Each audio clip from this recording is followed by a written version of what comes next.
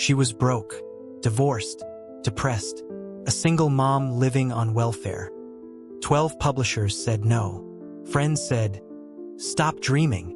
But one train ride changed everything and turned the struggling mother into the first billionaire author in history. This is the unbelievable true story of J.K. Rowling. Joanne Rowling, known today as J.K. Rowling, was born in Yate, England, in 1965. As a little girl, she loved stories. She'd write short tales about magical creatures and read them to her sister. Her dream was simple, to become a writer. But life had other plans. Her family wasn't rich. Her relationship with her father was distant, and her mother was diagnosed with multiple sclerosis, a disease that slowly weakened her. Still, Joanne kept writing. She studied French and classics at university, graduated, and took random jobs to pay rent.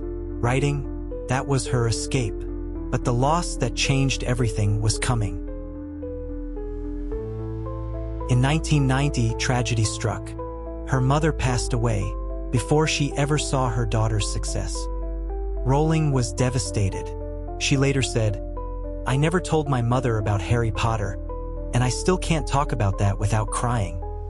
That same year, on a delayed train from Manchester to London, grief gave birth to inspiration. She imagined a boy wizard who discovers a hidden magical world. Harry Potter was born, right there on that train. But turning that spark into a story was far from easy. She moved to Portugal to teach English. There, she met a journalist, married, and had a daughter, Jessica. But the marriage was abusive and short-lived. So she fled back to the UK, broke, depressed, and raising her baby alone. She called herself the biggest failure I knew. Living on welfare, she wrote in cafes because it was warmer than her apartment. She had no laptop, just an old typewriter and an idea that refused to die. It took her 5 years to finish the first Harry Potter manuscript. And when she finally sent it out, every publisher rejected it. 1, 2, 3, 12 times. Some said it was too long. Others said, children's books don't sell. She almost gave up. But one small publisher, Bloomsbury, took a chance. The chairman's 8-year-old daughter read the first chapter and said, "Dad, this is amazing." That's how Harry Potter and the Philosopher's Stone got its start, with a child's approval. The advance? Just £1,500, barely enough to pay rent.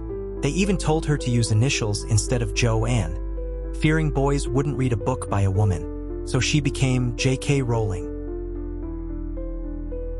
In 1997, the first Harry Potter book hit shelves. No one expected what came next. Kids lined up for copies. Teachers read it aloud in classrooms. By the time Harry Potter and the Chamber of Secrets released, Rowling had become a literary sensation.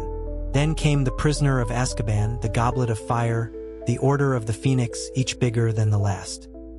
Her books spoke to everyone, children, teens, adults, because they weren't just about magic. They were about pain, friendship, courage, and hope. The world saw Hogwarts, but behind the magic was her reality. She once said, "The Dementors are a reflection of my own depression. They suck away peace, hope, and happiness." By the early 2000s, the Harry Potter series had become a global phenomenon.